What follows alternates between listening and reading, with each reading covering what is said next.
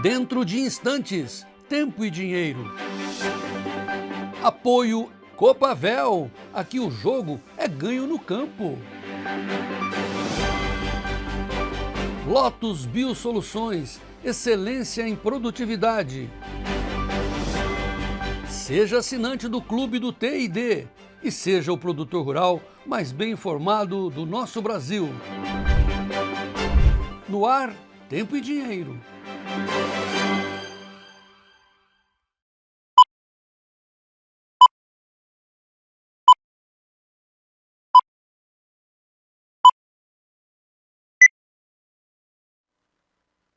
Olá, muito boa tarde, seja bem-vindo a mais uma edição do Tempo e Dinheiro. Hoje é quarta-feira, 13 de maio de 2026. Nessa edição, além do dinheiro, das cotações, vamos falar sobre o clima, que vem aí uma nova onda de frio e as temperaturas já estão baixas, atingindo várias regiões do Brasil, chegando inclusive ao estado de Mato Grosso. Daqui a pouquinho a gente vai comentar todas essas informações, destacando exatamente que nesse mapa que você observa, a nova onda de frio vai derrubar as temperaturas, já são negativas, já foram negativas em várias regiões do sul do Brasil, principalmente na Serra do Rio Grande do Sul, Serra Catarinense, o estado do Paraná com baixas temperaturas. Essa onda de frio vai chegar e vai derrubar ainda mais as temperaturas até Mato Grosso do Sul, chegando à região sudeste, enfim. Esse alerta que está sendo feito, inclusive, pelo próprio INMET. Daqui a pouquinho, destaque a respeito dessa previsão, mas o destaque fica por conta do dinheiro e também por conta do acordo entre a União Europeia e o Mercosul. O Brasil ficou de fora das exportações da lista de países autorizados a exportar carnes e outros produtos de origem animal para a União Europeia a partir de setembro, por regras sanitárias. Vejam que a União Europeia, o Brasil zerou as alíquotas de importação de vários produtos, dentre eles tomates e até mesmo queijos. Enquanto isso, a cota de exportação não foi derrubada para a União Europeia e o Brasil ficou de fora dessa lista a partir do dia 13 de setembro, portanto, daqui a 4 meses, dia 13 de setembro, porque, segundo a União Europeia, o Brasil não vai poder exportar animais vivos, alimentos derivados como bovinos, equinos, aves, ovos, aquicultura, mel, tripas, porque não está adequado às regras sanitárias, veja só, da União Europeia. Daqui a pouquinho, inclusive, a gente vai destacar todas essas informações. Logo mais 14 horas teremos uma informação, uma entrevista com o ex-ministro Antônio Cabreira, que vai comentar a respeito dessa via de uma mão só, não de duas mãos. E quanto ao dinheiro, vamos acompanhar o que acontece nesse momento com o dólar. Dólar, R$ 4,89 mais 71, sobe 0,16%. De olho lá na guerra do Irã, conflito ainda segue, cessar fogo, não há acordos. E lá o índice Bovespa, aliás, na B3, o índice Bovespa agora segue em queda estável, 0,08% de queda, 180.188 pontos. Dá para poder passar também as cotações em tempo real, todas elas, com exceção trigo, que deu uma disparada, estilingada nesta semana, que aparece no lado negativo, todas as commodities em alta. Soja, $12, 28,38, 0,19 de alta. Milho, a $4,80 e 62, sobe 0,34. Em Chicago, o trigo está aí, $6, 76,87, recua 0,17. Café em Nova York a $2,80 e 35, bem próximo da estabilidade, sobe mais o açúcar a 15,34, algodão alta de 1,90, 87,95, petróleo 102,20, estável, o WTI, daqui a pouquinho a gente coloca inclusive as cotações do Brent, e o ouro a $4.706 e 97, alta de 0,41. Aliás, Davi da Luz, antes de chamar o João Batista, dá uma olhadinha como é que estão as cotações do petróleo no mercado internacional em tempo real. Infelizmente, essa questão ainda das dúvidas no cessar-fogo, do fim da guerra entre Irã, Estados Unidos, enfim, o conflito por lá segue com o petróleo negociado a $102,23 em Nova York, enquanto Londres a $106,60 segue com uma queda de 1,09% acima dos $100 o barril. Vamos ao Mato Dentro agora. daqui a pouquinho com o João Batista Olive? Vamos lá, então, portanto, daqui a pouquinho João Batista Olive participa conosco, mas antes tem as notícias da soja, oferecimento da Copavel. Vamos lá, Davi.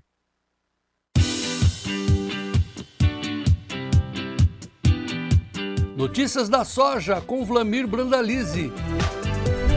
Oferecimento Copavel. Aqui o jogo é ganho no campo. Brandalize, boa tarde, direto de Curitiba, 22 graus, tá de manga aí hoje, hein? Tá tempo, o tempo tá bem friozinho por aí, ó, a madrugada foi mais fria, agora esquentou um pouco. Boa tarde, Branda. Oi, sem áudio. Acho que o Brandalize precisa ligar o microfone, é isso, Davi? Acho que o Brandalize precisa ligar o microfone, acho que é isso. Ou o frio está congelando a transmissão hoje.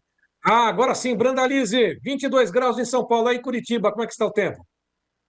Boa tarde, Serginho. Boa tarde a todos. Ó, Serginho, agora tem uma névoa no céu, não tá o céu limpo. Pela manhã tava 2 graus a temperatura, geada aí na região metropolitana, geada no interior. Reclamação de muita gente no interior que a geada pegou milho de novo, pegou feijão no sudoeste, centro do estado. Complicou a safra, Serginho, e agora a temperatura tá bem alta, tá 16 graus. É, e a safra praticamente finalizada, tem algumas áreas ainda que estão sendo colhidas, safrinha, por dizer assim, mas a atenção toda está voltada para o milho. Daqui a pouquinho, inclusive, nós vamos colocar essas informações, imagens, inclusive, do feijão também que sofreu, né? Deu uma lambida essa geada em várias regiões. Bom, de qualquer forma, Davi, coloca para gente as cotações do mercado de Chicago, para que a gente possa acompanhar e comentar o que está acontecendo no mercado hoje na Bolsa de Chicago. Está em 12 dólares 25,88. Julho estável, 0 a 0 em relação ao fechamento, aliás, em relação ao fechamento de ontem. Agora sobe ligeiramente. Demais posições, como é que estão, Davi? Vamos lá, Bolsa de Chicago, todas elas em alta. O maio aparece ainda na tela, 12 dólares mais 15. Julho, sim, em diante, 12 dólares 29,75, 13 de alta. Agosto, 12 dólares 24,75, 13 de alta. Setembro, 12 dólares mais 4,75, 13 de alta. B3, como é que estão as negociações? 27 dólares mais 5, sobe 0,11% a saca para o julho, com referência à base Porto de Paranaguá. Tudo acima de 12 dólares, é o cavalinho que está passando, Brandalize. Exatamente, Serginho. Vamos lá. O que está acontecendo? O Mercadão está de olho aí. O relatório do USA já passou, né? O relatório veio positivo, né? Mostrando um quadro bastante interessante que a gente comentou ontem. E agora tem as negociações ali na China, né? O Trump foi lá para a China e ele levou junto até o Elon Musk. Lembra que o ano passado parece que tinham brigado e tudo, e viajaram junto para a China. É bom sinal nas negociações lá na China. Provavelmente o Trump vai colocar como argumentos aí a venda de soja americana. Se isso confirmado, tiver acerto e acordo e a China assinar isso, temos mais fôlego para a soja crescer um pouco mais. Hoje o mercado está mais tímido, né? Ele começou trabalhando de 3, 4, 5 de alta, depois agora veio perto de 0, está voltando a trabalhar levemente positivo. Aparentemente ele está tentando segurar os 12 dólares com resistência no 12,30. Isso na expectativa que saia alguma coisa de negociação ali na China para vender soja americana. Então, o mercado vai trabalhar nessa linha até que saia alguma definição. Caso não saia nada, que os chineses continuem relutantes nas negociações, provavelmente nós vamos ter uma liquidação de posições. Não sei se talvez nessa semana, mas talvez na semana que vem, o mercado entrega e provavelmente possa perder os 12 dólares, desde que não saia nada de acordo por lá e que fique indefinido essa questão de venda de soja americana para os chineses. Enquanto isso, aqui no Brasil segue embarcando em ritmo acelerado de soja para a China, de contratos antigos, e ela levando aí, está com um pouco mais de 70% do volume negociado até agora e embarcado sendo destino China, Sérgio. Então esse é o ponto. O Trump está querendo colocar água no chopp do Brasil aí, que está vendendo forte na China, Sérgio. Mas, de qualquer forma, mesmo que tenha esse acordo, pode ter uma redução nos valores, uma queda nas cotações hoje praticadas, mas a China vai precisar tanto do Brasil quanto dos Estados Unidos também, né? O acordo deve sair, não? O acordo provavelmente sai. Projeção da importação de soja da China é de 114 milhões de toneladas, né, Sérgio? E certamente nós não temos essa soja para vender para eles, né? Então, isso é ponto importante. Então, nós temos aí talvez 85, pouco mais que milhões de toneladas para a China, mas uma fatia grande dessa soja provavelmente vai ser americana, aí, talvez de 20, 22, 25 milhões, 18. Se não tiver acordo, provavelmente vai ficar entre 15 e 18. Se tiver acordo, de 20 a 28 milhões de toneladas, não mais do que isso, de soja americana que os chineses vão levar. Mais do que 25 a 28 milhões, eles não têm como comprar, porque também daí faltaria soja americana lá. Então, é esse o volume. E aqui também nós vamos seguir, porque os embarques para a China seguem acelerados e vai continuar, né? Eles já compraram muita soja brasileira para embarcar nos próximos meses. Se tiver acordo, Sérgio, o mercado melhora em Chicago. O que a gente sente aqui? Provavelmente prêmios um pouco mais fracos. Os prêmios dessa semana estão mais fracos que da semana passada, justamente em função desse movimento de Chicago em alta e dessa possibilidade de acordo com a China. Caso não tenha acordo que continue travado as negociações de soja americana para a China, provavelmente Chicago vai entregar, daí vai ter liquidação em Chicago, e aí nós vamos ver os prêmios voltando a subir por aqui. Então, ou seja, vai ser aquela dança das cadeiras. Sobe um, desce outro, desce aqui, sobe lá, e aí vai. E o mercado de Porto segue muito perto que está hoje. Hoje o mercado está dentro dos melhores momentos do ano em reais, com soja variando aí de 131 de mínima aí no spot, até 141, 142 no outubro com novembro. Está muito perto ou dentro do melhor momento do ano em reais. É isso que está acontecendo nesse momento e a gente tem visto os negócios fluindo. Nos balcões hoje melhorou em relação a ontem. Lembra que ontem muita gente reclamando que o balcão estava muito baixo perante os portos, e é verdade, continua. Hoje melhorou os balcões, aí tem balcão gaúcho ali da fronteira oeste, aliás, das Missões Gaúchas, na faixa de R$ 115. Ontem ele pagava 112, 113, alguns falam em 114, ele melhorou R$ 1, R$ 2, e é possível que agora à tarde talvez melhore até um pouco mais, mas o fator importante é que o produtor ele esperava mais nessa soja nesse meio de mês de maio, né? Mas os negócios estão fluindo e não está faltando oferta de soja, os portos estão abarrotados de volume de embarque e Brasil faturando bilhões aí com as exportações da soja. Certo? E, de alguma forma, a safra praticamente finalizada, né? Esse tempo um pouco mais firme em algumas regiões ajuda e ajuda bastante, né? Agora é a hora de correr, é isso, Brandalize? Ainda tem uma lavoura ou outra para colher no sul, principalmente no Rio Grande do Sul. Nos demais estados a colheita vai se concentrando aí daí mais em locais mais tardios, como alguma parte ali do Maranhão, né, Sérgio, que colhe mais tarde, né, que planta ali no mês de dezembro, janeiro, e agora é a colheita. No restante do Brasil, a safra está se definindo, né, já vai se definindo e provavelmente vai ficar nessa faixa de 180 milhões de toneladas. Né? Bom, passando a régua, como diz o João Batista Olive, para a soja, porque tem milho, tem também o frio sobre feijão. Passando a régua na soja, Brandão. Eu não sei se o Davi tem aquela colheita da soja lá no Maranhão para colocar hoje. Davi, tem aí para a gente mostrar para os produtores a colheita da soja do Maranhão, não? Não, ainda não. Não, Vamos colocar tá. amanhã, então. Com relação à soja, Sérgio, o principal notícia da semana já passou o USDA, né, o relatório do USDA. Plantio americano segue acelerado, mas o fator importante é agora ficar com o olho lá no Trump e no Xi Jinping, lá nas negociações lá na China. Ficar de olho neles. É isso aí. Vamos lá agora. Olha quem está por aí, João Batista Olive. Boa tarde para você, tudo bem? Trabalhar na roça tem uma certa dificuldade, né? O WhatsApp carregado, todo mundo falando com a gente aqui, isso é bom, mas demorou para abrir, mas estamos aí. Muito boa tarde a todos. Boa tarde, Serginho. Boa tarde, Vladimir Boa tarde. Boa tarde, João Batista. Hoje demorou para tirar o leite aí, para sair lá da bateria? Rapaz, sair essa grama fria aí, tá, mas está tudo bem. Então, você estava passando a régua, dizendo que o problema lá do Trump é lá com o Xi Jinping, e parece que o Xi Jinping não está com muito apetite de comprar soja americana. Como é que você analisa isso? É um aviso? O que nós devemos fazer? Olha, João, é que tem muita coisa em negociação. A soja é um produto, se for ver no volume global de dinheiro, essas 20 milhões, 25 milhões de toneladas, João, ela equivale a 10 a 12 bilhões de dólares. O restante dos negócios são muitos bilhões de dólares, que envolve outras coisas. Então, eu acho que a soja é mais um aperitivo aí tanto para a China como para os americanos.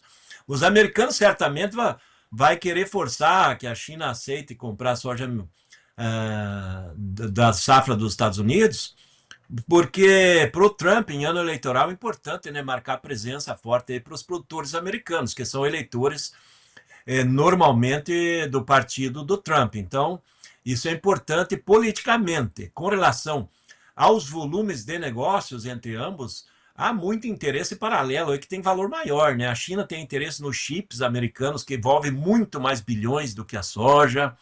Os americanos têm interesse nas questões dos ímãs lá da China, né? Dos terras raras, principalmente para a grande indústria do Elon Musk aí, que tem um peso gigantesco na economia americana e está investindo pesado em novos segmentos industriais, de robô, de carros elétricos.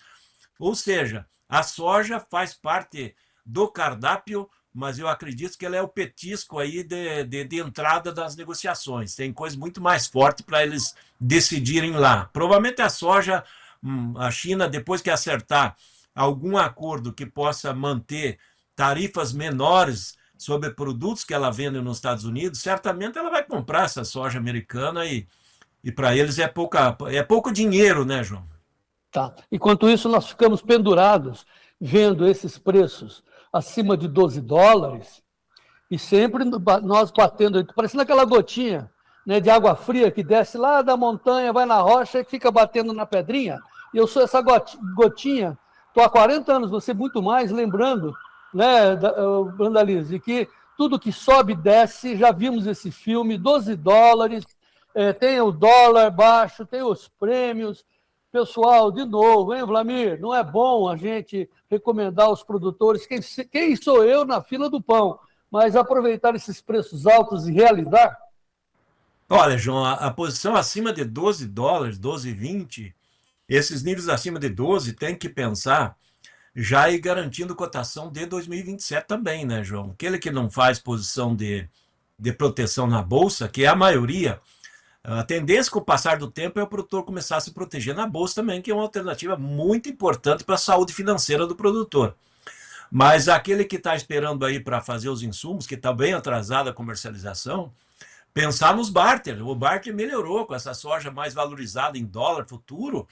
O barter está mais favorável nesse momento aí, desse mês de maio, para as negociações dos principais insumos. E a questão ali da guerra no Irã continua, né, João? Então, isso vai trazer aí uma limitação de chegada, principalmente de fertilizantes aí no segundo semestre. Então, o produtor tem que ficar atento, porque tem muita gente que está ainda esperando um milagre de ver as cotações dos principais insumos caírem muito. Provavelmente não vai acontecer.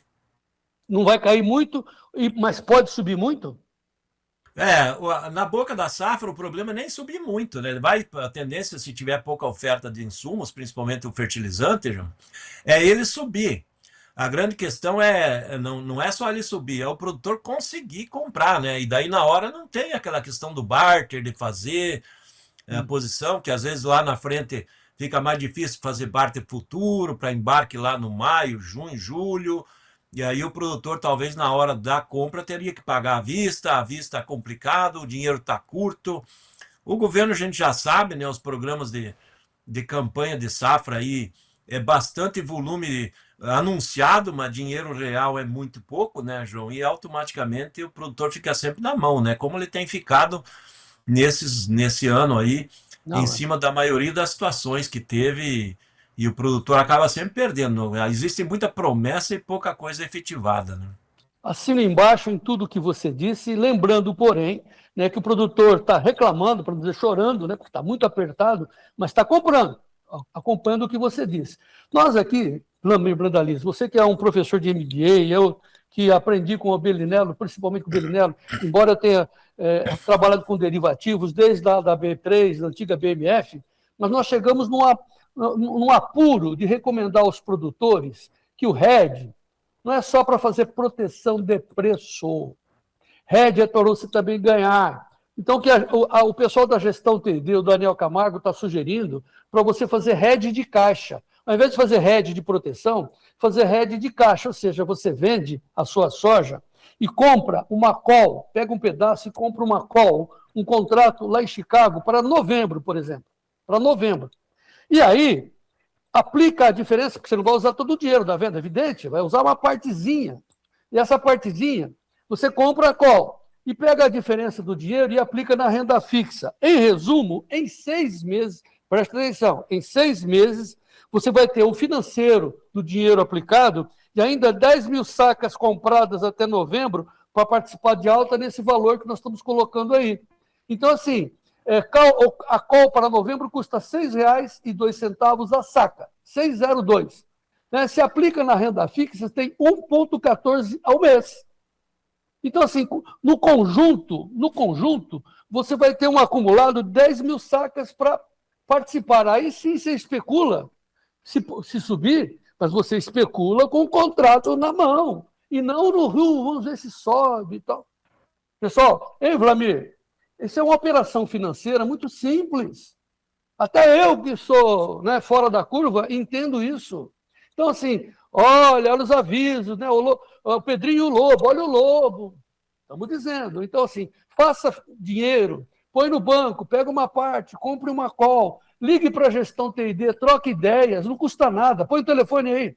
Liga para o Fernando, entra ali. O Fernando está soberbado, mas quero falar. Aí a gente volta, o Daniel volta. Tem um pessoal nos ajudando aí para esclarecer o produtor. É um movimento para esclarecer, para a gente sair fora da porteira, sair do risco. Vamos fazer hedge de caixa. Ligue para 19971108610. 19971108610. Veja no nosso clube do Tempo e Dinheiro, lá no grupo de soja, nós temos todas essas informações para você olhar, analisar. Claro que você não vai fazer nada só porque eu estou falando, você vai analisar, faça as margens, compare, saia do risco, saia do carrego. Eu vou falar o português correto, que o seu comprador seja cooperativa, trading, seja o diabo que for, todo mundo descarrega o carrego nas suas costas. Saia disso e vamos em frente. Daqui a pouco a gente passa a mensagem para você entrar no clube. Mas está certo, Vlamiro, que eu estou pregando aqui desesperadamente para não ver o dinheiro escapar novamente pelo meio dos dedos? Exatamente, João. Principalmente se o mercado vê aí nessa negociação Trump e Xi Jinping não rodar em nada aí, principalmente na soja, né? Muita coisa vai rodar com relação a fatores aí da indústria, os ambos precisam, né? Com relação à soja, a China não precisa tanto assim de garantir compras de grandes volumes nos Estados Unidos. Aí pode ser que na semana que vem a soja liquide em Chicago. Se não tiver acordo, pode perder os $12. Aí o produtor acaba perdendo parte dos valores em dólar, né? Olha aí, nós estamos colocando a manchete do Trump aí, dizendo que já desembarcou na China hoje de manhã para a cúpula comercial. Na verdade, o Trump está ameaçando botar as tarifas em cima do Xi Jinping para ele tentar ganhar. No fundo, viu, Vlamir? No fundo, é assim, ó. Olha o que acontece nos bastidores, a gente fica vendido. O Trump chamou o Lula para quê? Para dizer ao Lula que eles vão resolver o problema de Cuba. E o Lula, né, se não vai concordar a público, concordou naquela reunião. Em compensação, o Trump está dizendo para o Xi Jinping, ó, vou ficar com a Venezuela e Cuba, e você fica com Taiwan. E vamos resolver o problema do Irã, porque hoje, por exemplo, a Arábia Saudita abriu fogo contra o Irã também. Então o Irã vai ficar cercado. Se o Xi Jinping bater o martelo, tchau, Irã. Você não acha que as coisas estão nesse nível, Vlamir? Aí sim, né? Daí tá falando com dois importantes na área militar global, né, João? E o Irã depende dos outros, né? Então, certamente, se tiver um acordo dos Estados Unidos e China, o Irã vai ficar sozinho. O Irã é minúsculo, daí ele é quase nada, né? Daí eles vão ter que aceitar o acordo que tiver e provavelmente a China vai vai apertar o Irã para acertar, né? Então, e lembrando que o Irã, a China é o maior comprador de petróleo do Irã, né? Então, daí você dizer, o meu maior cliente está forçando que eu aceite um acordo, então provavelmente sai, né, João? Provavelmente daí vai andar para essa linha aí, sim. Tá, antes de falar de milho, então, Davi, põe novamente a cotação do petróleo, porque nós estamos com a soja pendurada no petróleo. Se o petróleo começar a voltar, não voltou ainda, está perdendo 1% só, mas está acima de $100. Todo mundo esperando, com o dedo no gatilho, o WTI 101,12, o Brent a 105,84, e completando a soja, nós passando a régua aqui, né, Vlamir? E o produtor olhando, cara. Tem muita soja para vender ainda, Vlamir? Pelos cálculos de ontem à tarde, João, tem umas 68 milhões de toneladas. Argentina e Paraguai juntos. Argentina, Paraguai junto e mais a Bolívia, né? E o Uruguai. Ai, meu Deus do céu, uma hora a gente consegue. Vamos lá. Então, agora vamos passar para o milho. Preços do milho, Sérgio Braga vai narrar oferecimentos da Copavel.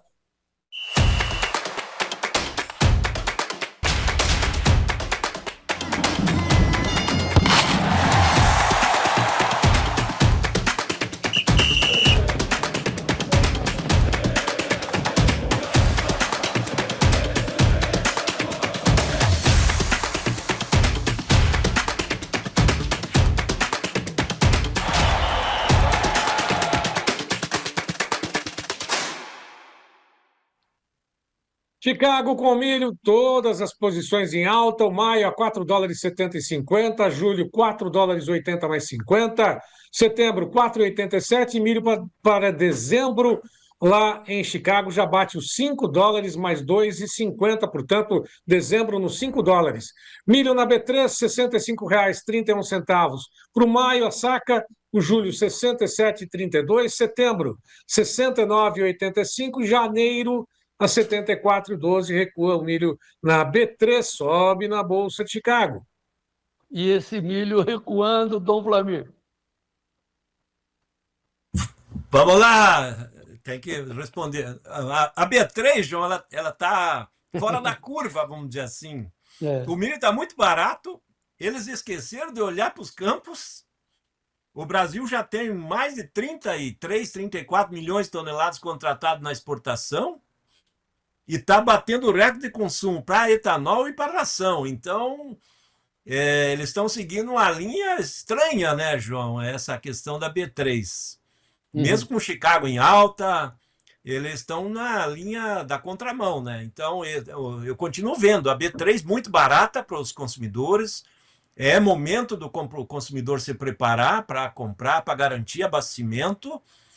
Porque, pelo que a gente vê nos campos, e agora mais uma geada, hoje teve geada de novo no centro do Paraná, pegou lavoura de milho, pegou lavoura de milho no sudoeste, já tem um comprometimento importante e tem previsão de mais frio semana que vem, João. Então, situação não é nada favorável para as lavouras, aí principalmente Paraná e parte do Mato Grosso do Sul.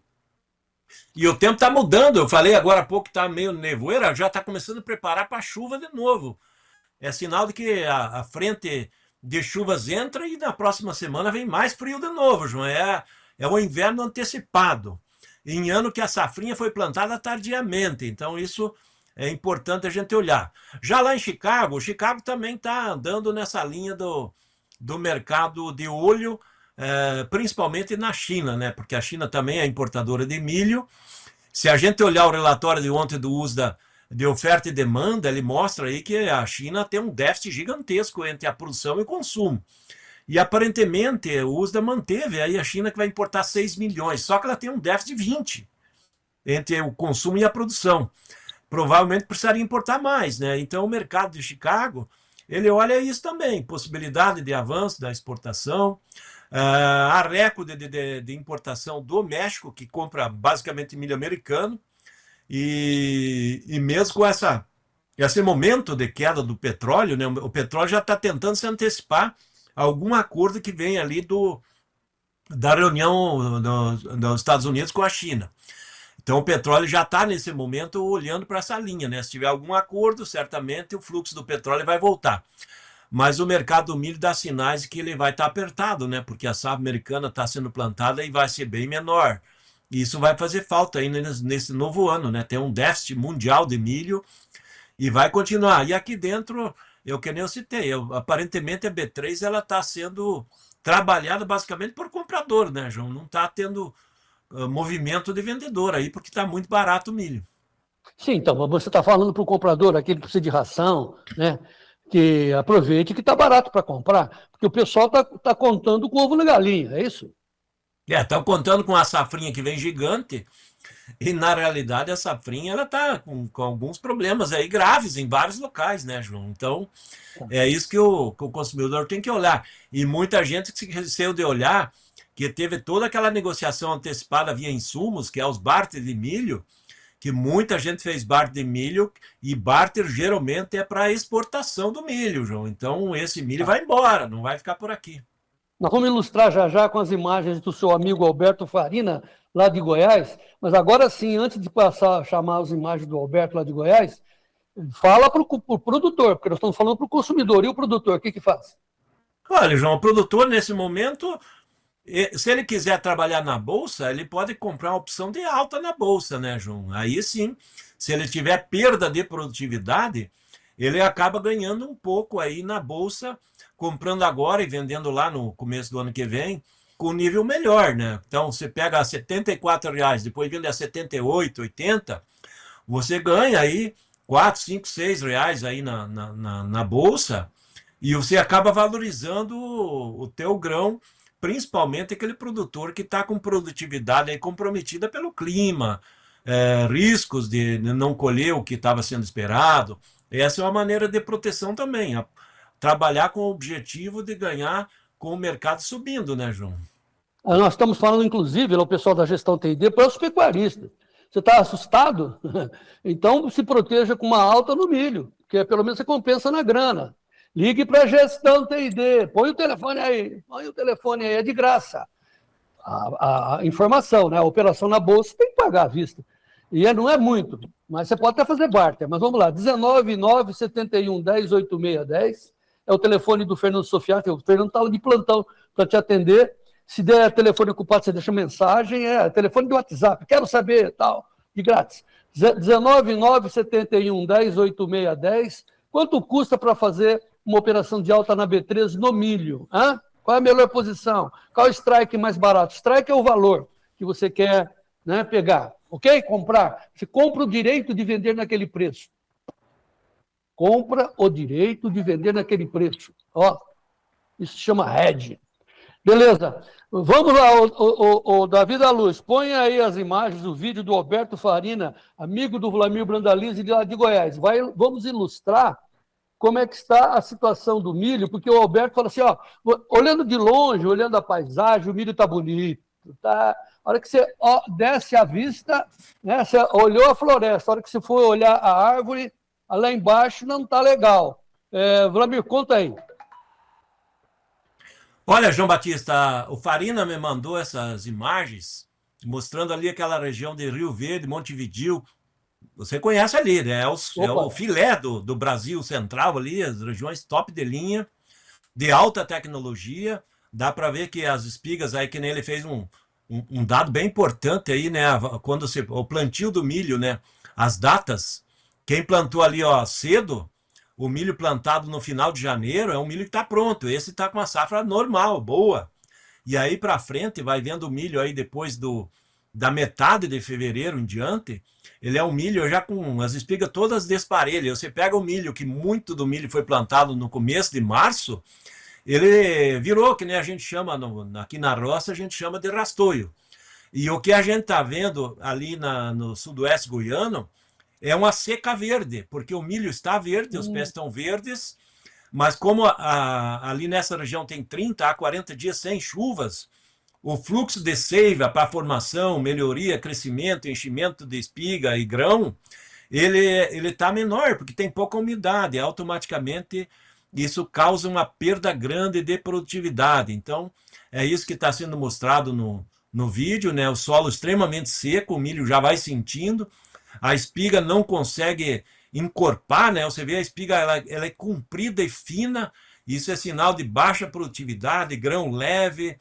Além de tudo, você pega aí as pragas, em função do clima, né? As pragas estão tomando conta, lavouras convencionais aí que não são transgênicas por causa de lagartas, elas foram tomadas, têm perdas gigantescas. Então veja a situação, né? Além de tudo, ele comentando que agora na reta final aí é pulgão daqui, dali, ou seja, é tudo que tem de ruim está acontecendo com as lavouras em função, principalmente o fator principal é a questão que já faz um mês e pouco que não chove e a gente vê que o milho ficou pelado, né? Ele não tem folha, né? Até o começo da espiga ele tá com a canela toda pelada, então é sinal de baixa produtividade, né, João? Tá, Alberto Farina, lá de Rio Verde. Assim, ó, meu amigo velho Vlamir Brandalize, eu tenho o maior respeito por você, porque você não é de fazer escândalo, querer ganhar likes com o terror. Essa situação do Alberto Farina é localizada, um trechinho de Rio Verde, ou está generalizado ali no Rio Verde, em Jataí, sudoeste goiano, ou está se expandindo para o Brasil Central? Como é realmente a dimensão desse problema? Olha, João, esse problema ele tá desde ali do leste do Mato Grosso, você pega lá Primavera do Leste, Campo Verde, e vem até Minas Gerais, pegando o Goiás todo, principalmente nas lavouras que foram plantadas depois do dia 15 e 20 de fevereiro.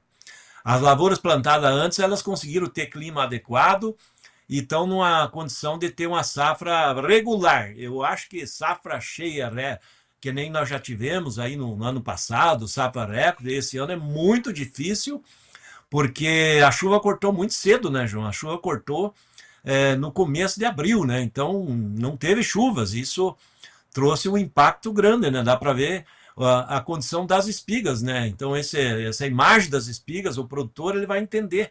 Ó, a espiga do milho aí plantada em janeiro é uma espiga cheia, ela está ali, mas daí para frente a gente vai olhando as espigas cada vez elas estão perdendo. Você pega ali, mesmo plantada de 12 a 17 de fevereiro, ela já tem quase um terço da espiga que ela não formou grão. E aí para frente ela está olha o tamanho, tem espiga que parece charuto, parece charuto cubano. Isso não dá nada de grão, não tem peso nenhum. É uma tristeza de ver uma lavoura desse tipo, né, João? É isso que está acontecendo. O Wilson Ribeiro está traduzindo tudo, dizendo que o Brasil Central está sem chuvas. Daqui a pouco o Sérgio Braga vai trazer o boletim do Ronaldo Coutinho, que diz que vai entrar muita chuva, mas ali na região da Mantiqueira, aqui na divisa de São Paulo com Minas, ali para cima de São José dos Campos, vamos dizer, né? Perto de Varginha, do outro lado. Mas no Brasil Central, não sei não. É bom a gente acompanhar o Ronaldo Coutinho, porque o que vai vir mesmo é uma baita de uma onda de frio para esse final de semana. Aí sim, a situação pode ficar mais uma vez complicada. Olha o tamanho da bicha que vem aí. Que dia que é esse daí, o Davi? Vai até o final do mês, é uma previsão até o final do mês. Então, vai ser uma sucessão de ondas de frio, Dom Vlamir. E o milho? E o feijão?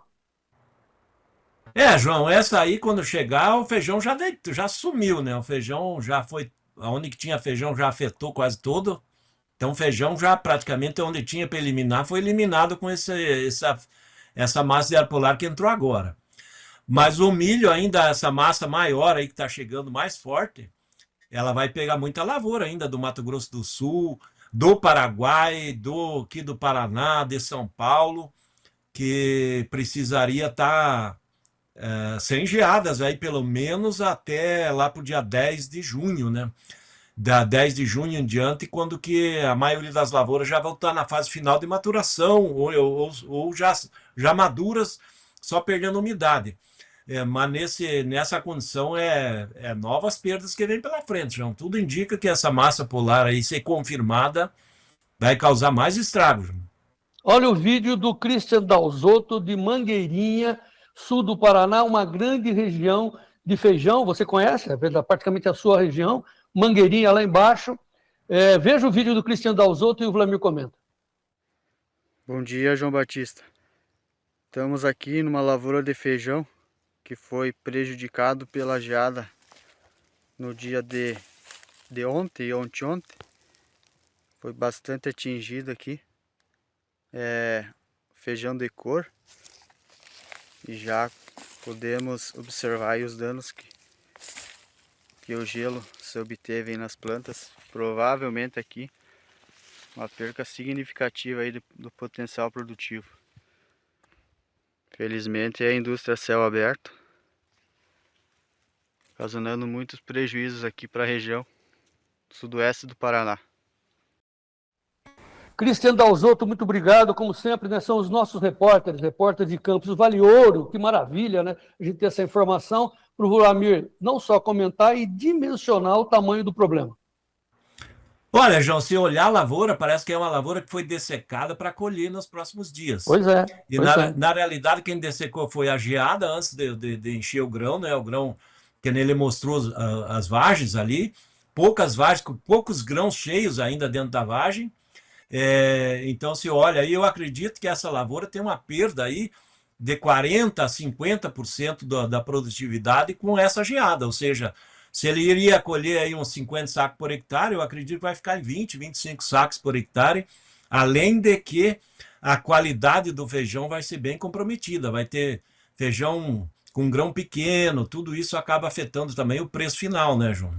E vai afetar o Lula.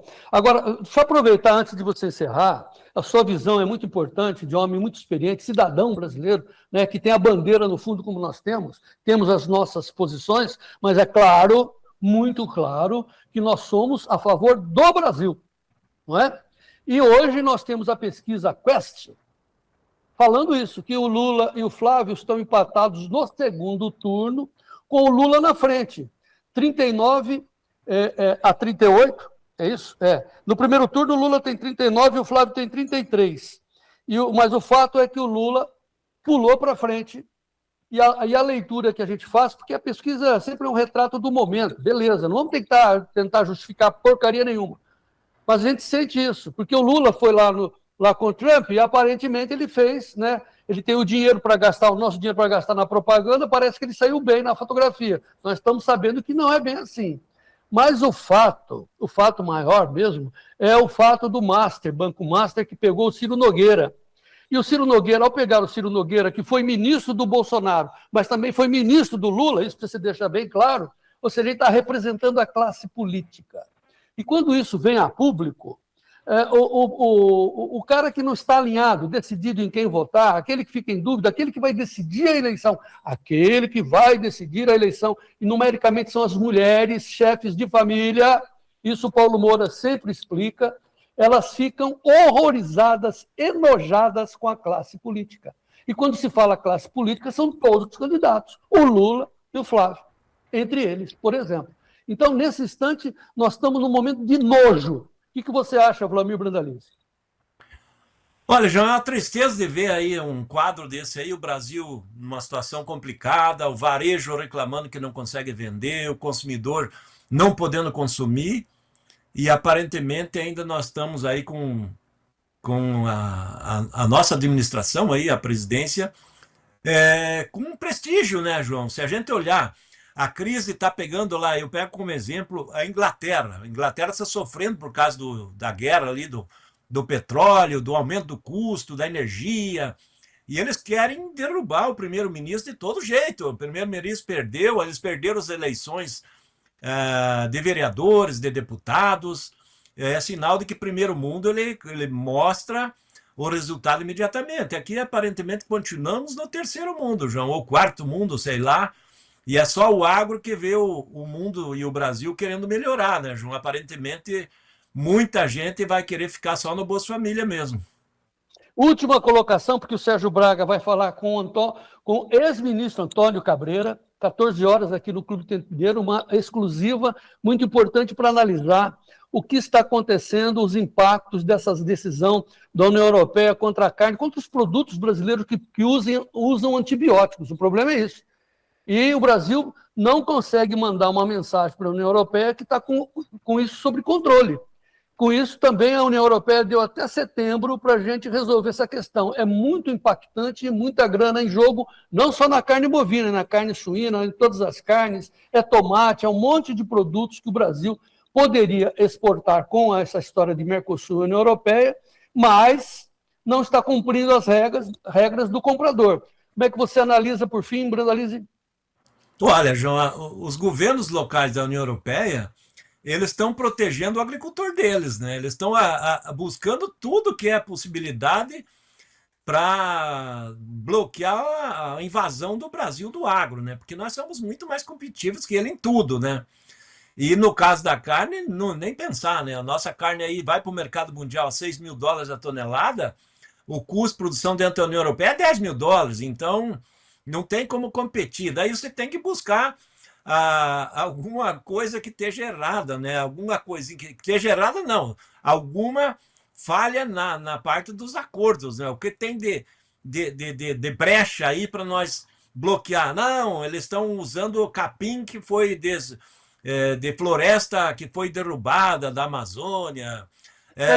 O boi o boi que tomou antibiótico aí porque ele estava com gripe. O nosso boi, ele vai pro frigorífico com 18 meses. Não dá nem tempo de tomar quase nada, né, João? É muito rápido.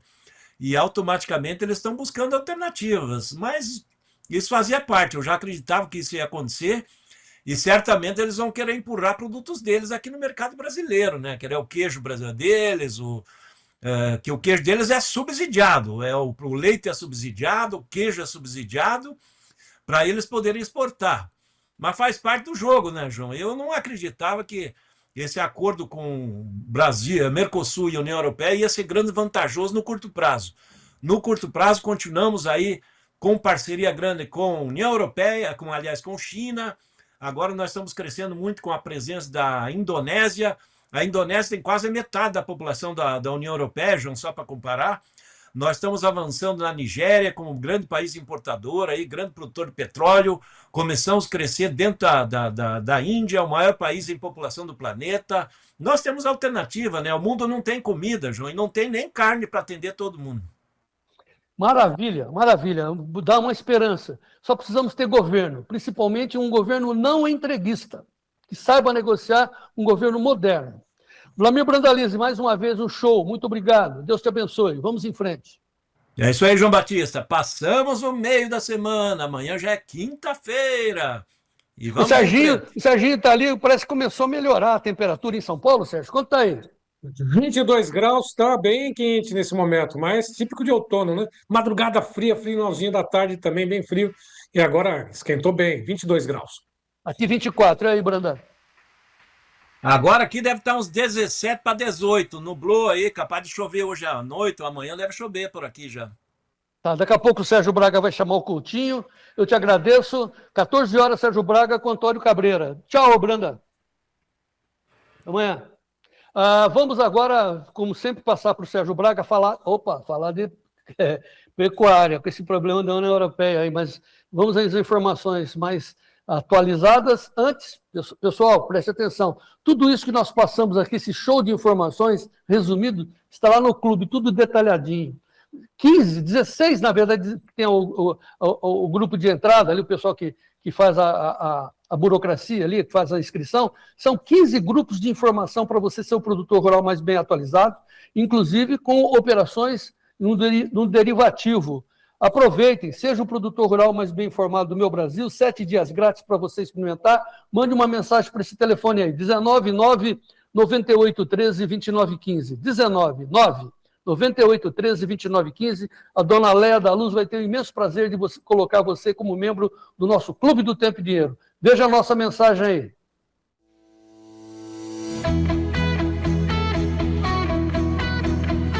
Agora você ganha 3 cursos assinando o Clube do Tempo e Dinheiro.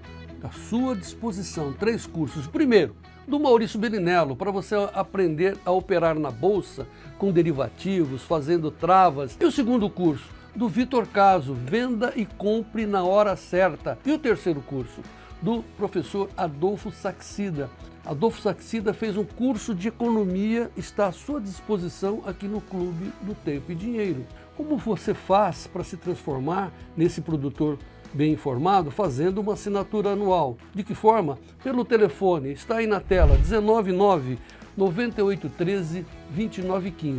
seja um assinante anual do Clube do Tempo e Dinheiro e participe, tenha à sua disposição esses 3 cursos exclusivos do Clube do Tempo e Dinheiro.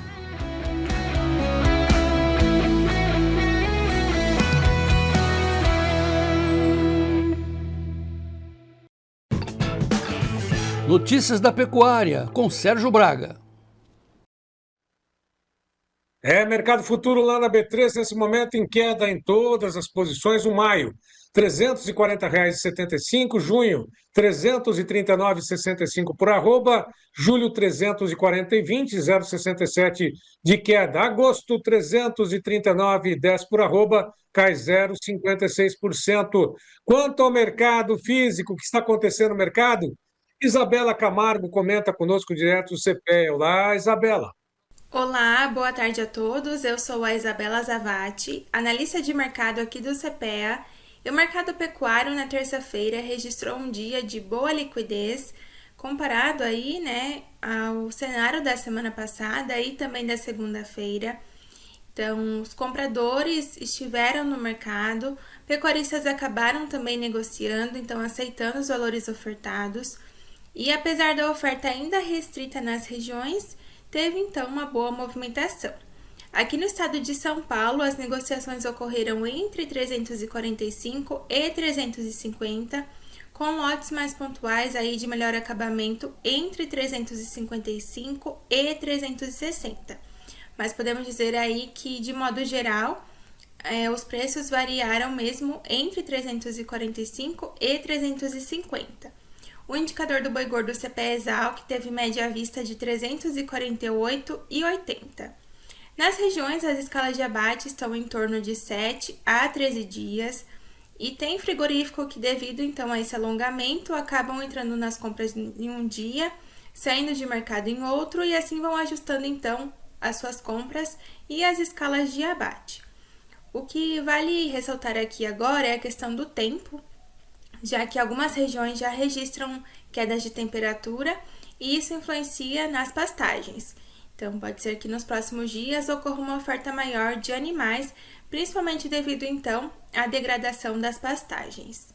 Na carne com osso, no atacado da Grande São Paulo, vimos que os preços ainda estão apresentando uma certa estabilidade e esse cenário, então, vai prevalecendo de acordo aí com os estoques dos frigoríficos, decorrentes, então, da venda da carne no varejo. Vamos acompanhar como fica a movimentação nessa quarta-feira, que tende a ser um dia aí de melhor liquidez. Temos acompanhado que, por enquanto, os compradores retornaram ao mercado. Quem não tinha negociado na terça, né, no caso, retornaram hoje, na quarta-feira, ainda praticando os mesmos patamares de preços. Há aqueles que comentam que retornam somente após o almoço.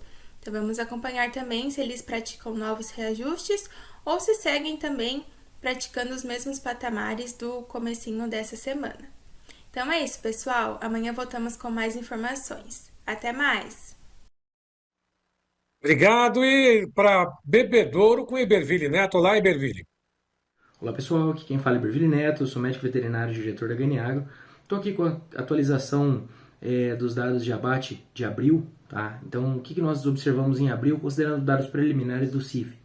Uma queda de 5,2% nos abates na comparação com o mesmo período do ano passado, uma queda de 15% nos abates de fêmeas na mesma comparação e um aumento de 3,6% nos abates de machos.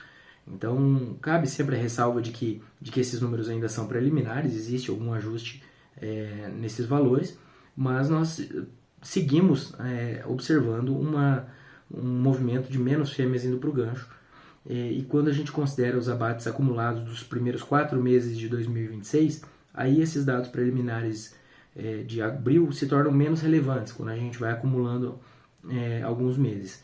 E nesses dados de janeiro a abril de 2026, nós temos um aumento de 1,8% no abate de machos na comparação anual, uma queda de 7,7% no abate de fêmeas na mesma comparação, e o abate total diminuindo 2,4%. Então nós estamos observando tanto uma diminuição da participação de fêmeas nos abates, já que elas caíram mais do que os abates de machos, quanto uma redução dos abates de maneira geral, o que vai na direção, o que é o que se espera para uma fase de alta do ciclo, com menor oferta, e essa menor oferta, na nossa leitura, vai se somar nas exportações que estão em bom ritmo e resultar em menos carne para ser distribuída no mercado doméstico. Consequentemente, isso dá espaço para que os preços trabalhem positivos, mesmo em um cenário econômico adverso, como temos observado. Vamos acompanhar. Um abraço e até mais.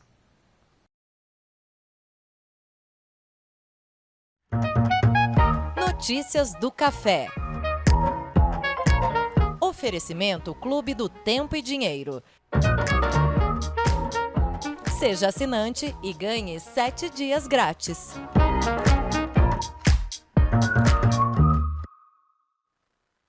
Londres em alta, 3.562 dólares por tonelada, alta de 1,98% para o café robusta. Nova York, nesse momento, tem o Arábica, negociações mistas. Maio, 296,50, sobe 0,58. Estável, julho, a 280,15. Setembro, estável, 2 dólares, 72 mais 80. Dezembro, ligeira alta, 266,45. Negociações mistas para o café em Nova York, em alta moderada para o café Arábica na B3. Setembro, vale a saca 332 dólares, alta de 0,06%.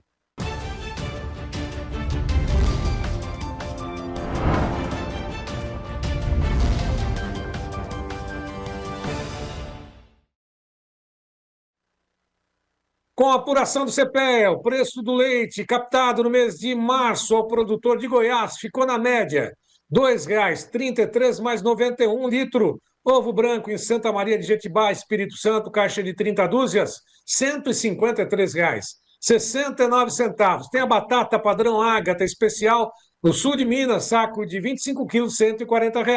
Cenoura verão 3A lavada em Brasília e região, caixa de 29 quilos, R$ 125.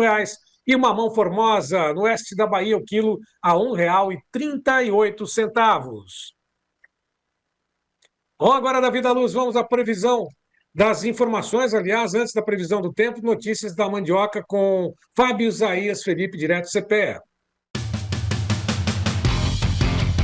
Mercado de mandioca. Oferecimento SIMP, Sindicato das Indústrias de Mandioca do Estado do Paraná.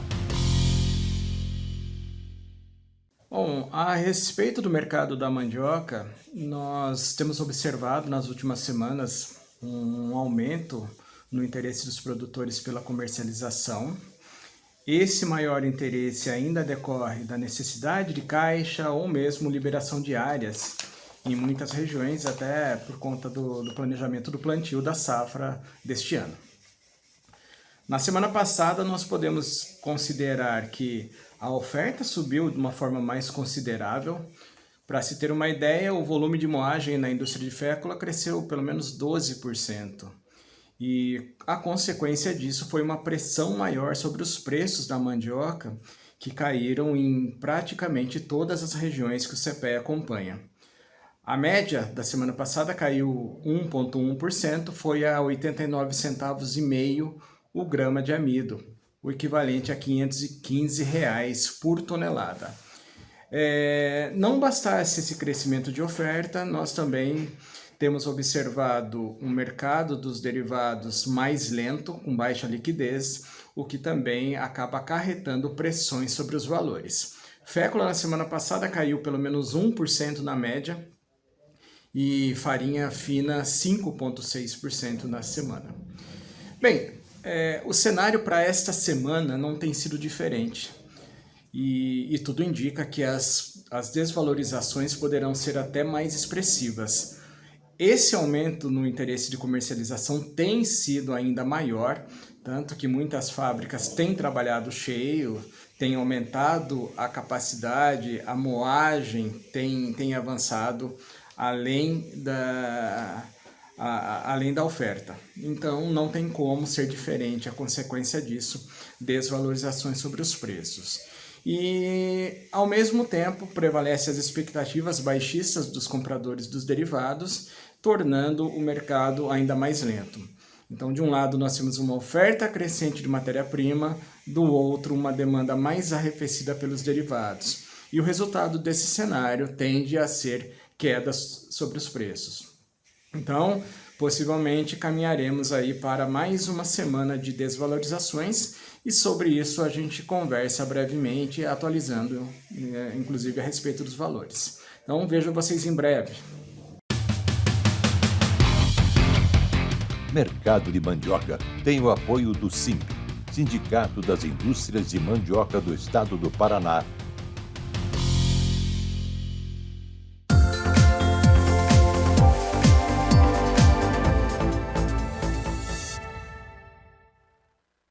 A previsão do tempo vai desta quinta-feira, 14, até o dia 20, próxima quarta-feira. Nesta quinta-feira, dia 14, chuvas só na região norte do Brasil, com a costa norte com chuvas volumosas entre os estados de Pernambuco, principalmente Maranhão, também com muita chuva, e a região leste do sudeste, ali a costa do sudeste com o estado do Rio de Janeiro, Espírito Santo, alguns volumes sendo registrados, demais regiões com tempo seco, região Brasil Central com tempo bem seco, Goiás é o destaque, e também o sul do Brasil. A partir do próximo dia 15, sexta-feira, as condições mudam um pouco em relação à chuva que chega, atravessando o Mato Grosso do Sul, chega até o oeste do estado do Paraná, até o estado de São Paulo, e se concentra sobre o Vale do Paraíba, com alerta, inclusive, para volumes altos nesse período. O Brasil Central ainda continua com período seco, e sul do Brasil, com o estado do Rio Grande do Sul, também com tempo firme.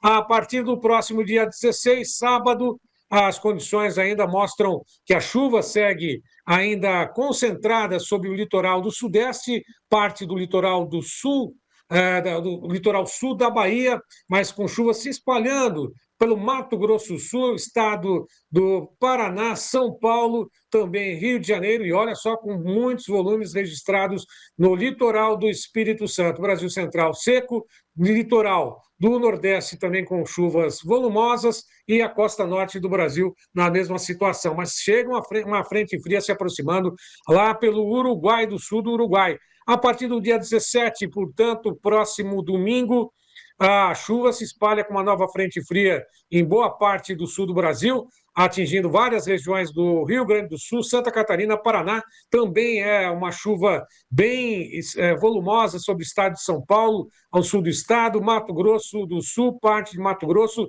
segue em direção a Rondônia, Acre, região norte. O Mato Piba continua com tempo firme nesse período. A partir do dia 18, segunda-feira, não muda muito, Brasil Central seco, a frente fria continua concentrada no litoral do sudeste e também do sul do Brasil, e o norte com chuvas na costa norte, volumosas, sem qualquer tipo de mudança climática nesse período. A partir da próxima terça-feira, 19, os destaques, sem dúvida, para a queda das temperaturas. A frente fria se afasta para alto mar a partir do sul do Brasil, mas volta a levar chuvas volumosas para o estado de São Paulo, Vale do Paraíba, entre o estado de São Paulo, Rio de Janeiro, também parte da zona da Mata Mineira e parte também do estado de Mato Grosso do Sul. A partir do dia 20, próxima quarta-feira, Brasil Central seco e as chuvas concentradas, volumosas, mais uma vez, sobre a região sudeste, sobre o estado de São Paulo, sobre o estado do Rio de Janeiro, Espírito Santo, parte de Minas Gerais, no sul do estado de Minas Gerais, zona da Mata, e também estado de Mato Grosso, além do estado do Paraná, com chuvas volumosas previstas, e parte da região norte do estado de Santa Catarina. Vamos direto agora, Serra Catarinense. Vamos às informações do Ronaldo Coutinho. Olá, Ronaldo. E vamos ao nosso tempo. Bom, nós temos aqui, nos próximos 5 dias e nos 15 dias. Vamos pegar primeiro os 5 dias. Então, vamos ver aqui. Temos aqui, de 13 a 17, de hoje até domingo, tem bastante chuva aqui no norte, principalmente aqui na Foz do Amazonas.